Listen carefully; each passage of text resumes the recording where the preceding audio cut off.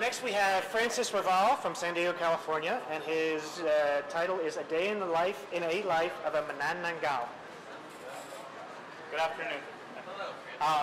Well, first of all, I wanted to explain what the Manananggal means.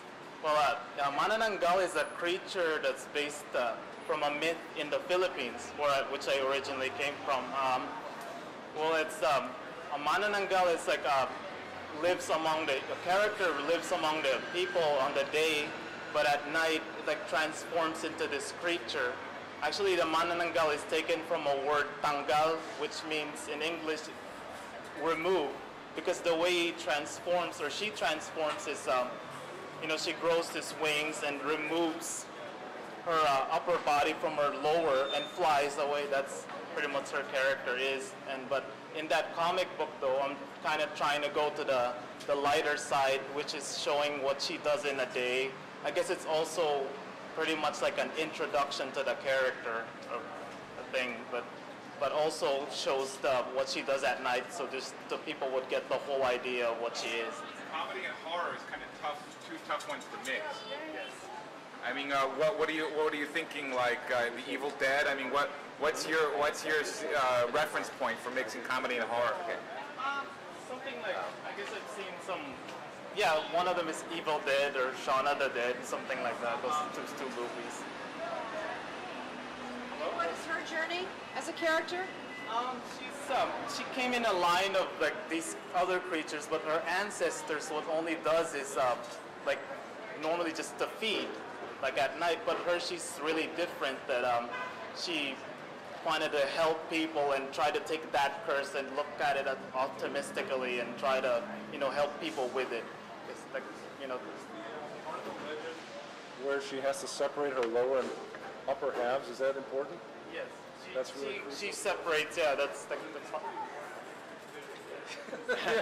I really don't want to see this character flying around. Yeah, only because it would be very unpleasant to look at. Gives you flashbacks of the. Is she a bad guy when she does that? No, she's not.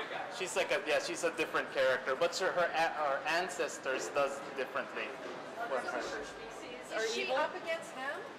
Not really, but like where she came from is just, I'm just saying like what they did before is just normally feed, but she tried to use that to like save other people like in need. It's kind of like legend that exists.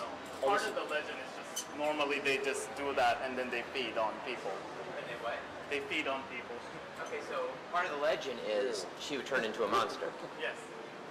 And then he's assuming that this monster has a suburban life during the day. Is when she has a suburban, if you're going with legend, when she has a suburban life, is she good? Does she not know she does that at night? She knows it. She's completely aware of it. But like she never sleeps, that she just has all this. I'm sorry? Is she okay with that, or is it a curse for her? Or? It's like optimistically that, it's a curse, but she looks at it, she still try to live her life in the day and try to help people at night when she turns into that instead of. In terms of conflict, because even if you're dealing with something that has a comedic point, you need to have conflict. Where does the conflict come from? Conflict, I guess it's just, but I don't know if there's, because since she's kind of an immortal, that she also moves along from place to place, because I guess after a while people would notice that she never really grows old or something. And she's also part of the everyone, because she's out on the day and like that. She lives among like all the people on the daytime as well. I think pulling from the legends is a good idea. I think this doesn't give enough conflict, as Gail says, doesn't go where in a story that'd be compelling, because the only gimmick, so to speak, is her splitting apart. It doesn't cause personality changes. There's not good versus evil. I think that's what it's missing. It may be worth your playing with that. I wonder if it would be more compelling if we were more familiar with the legend. I don't think we need to be more familiar. I think that is the legend. Yeah, I think that is the legend. Yeah. I think you can get it's it. It's kind of like the Wendigo or something like that. It's like yeah. Yeah. Okay. Okay. Well, thank you. Thank you, Francis. Appreciate it.